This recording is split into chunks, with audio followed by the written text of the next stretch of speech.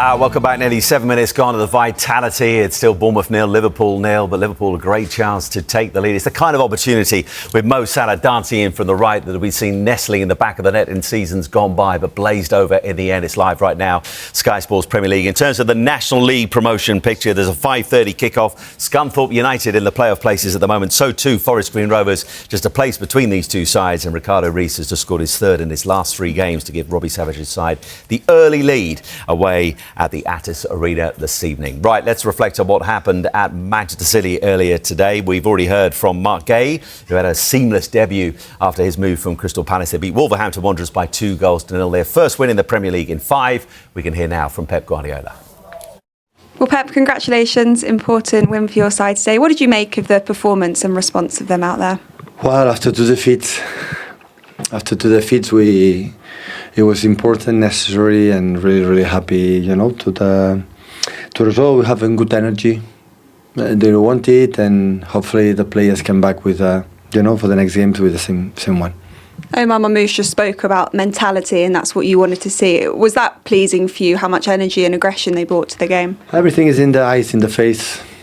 The last action when the block from Mark and 6 players hugging that defined the teams. The rest of the tactics is fine. We can make mistakes, but when you won the titles for a long time for the Premier League, there are not always the red carpets. Always there's not the stick the plan. Always the plan it works. You have to adapt to long balls. The way they decide to fake, all these kind of situations, and I think completely that when you are the hungry and you have the right eyes and how you have to play, everything is possible.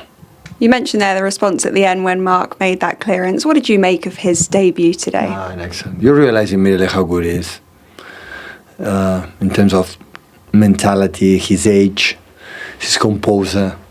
He knows exactly what, he lives, how the feeling lives 24 hours for his profession.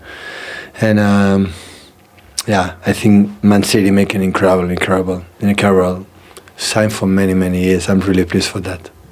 Well, after 4 without a win, City back to winning ways, Clinton. Wolverhampton Wanderers certainly gave it a real go, particularly in the second half. Was City convincing today?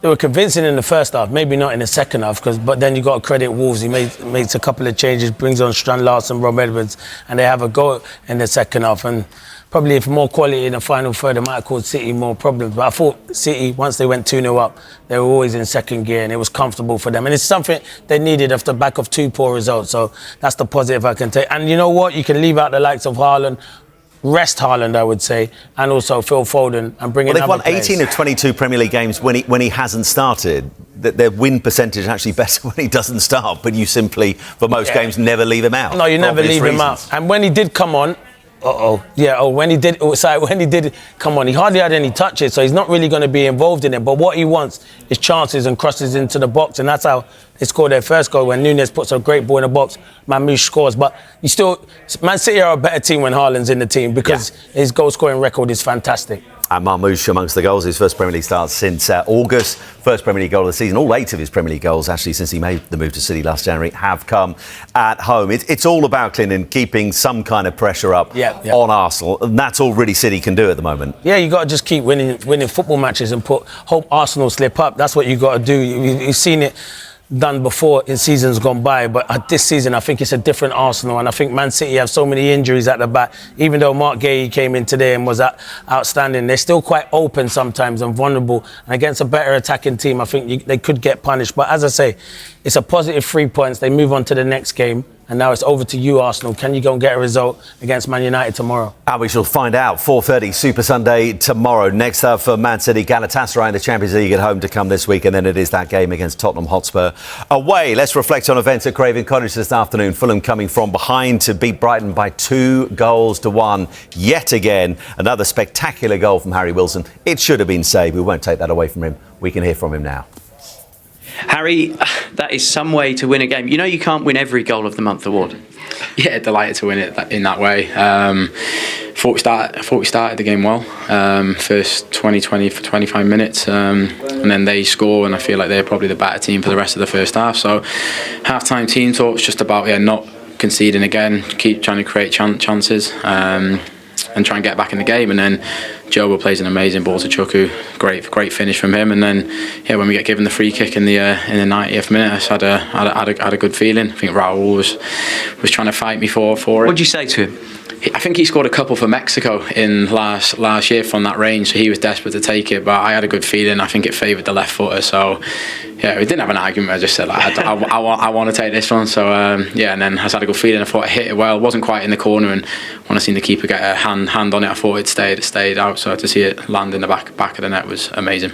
There's a bit.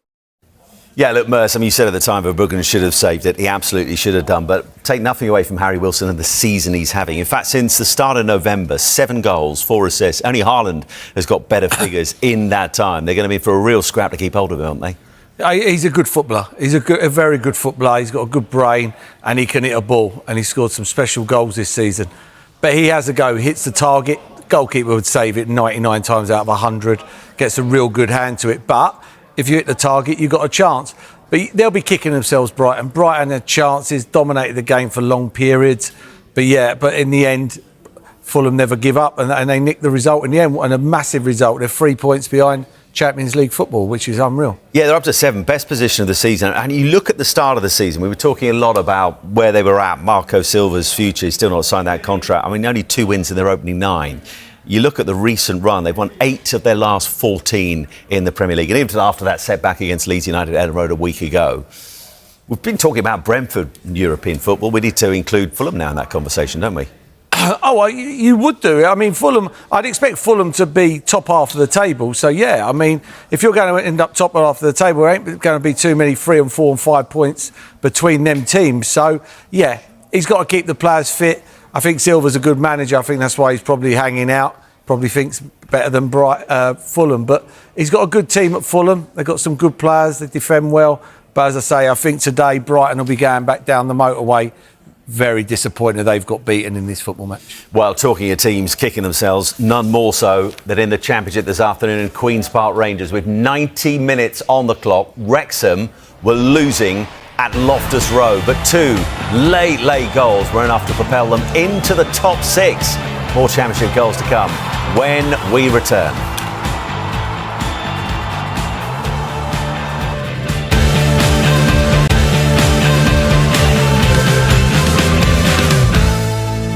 Welcome back. Saturday Night Football between Bournemouth and Liverpool remains goalless. It is live right now, Sky Sports Premier League. Let's turn our attention for this final part to the Championship and talk about the game that Chris Boyd was watching this afternoon. Quite a game at Bramall Lane. Ipswich Town's winning run comes to an end. Big win for the Blaze by 3 goals to 1.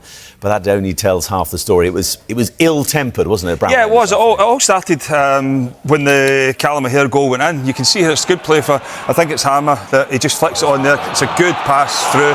He goes through, but you can see the goalkeeper Walton here. His foot comes up and just catches him, and all of a sudden it all kicked off from there. And I don't know if we'll see it here, but it wasn't nice to see. There was incidents before half time as well. Good strike there. Brooks deflected into the back of the net, and you thought at the end that Sheffield United were in cruise control. But fair play to Ipswich. They kept plugging away. They end up getting a penalty kick here. I think it ends up